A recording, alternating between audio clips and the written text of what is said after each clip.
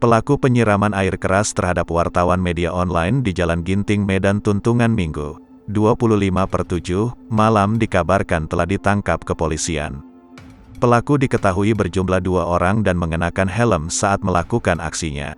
Berdasarkan keterangan korban, yakni Persada Sembiring, pelaku penyiraman bertubuh tinggi dan kurus. Pelaku beraksi menggunakan sepeda motor Yamaha Vision bersama seorang pelaku lain.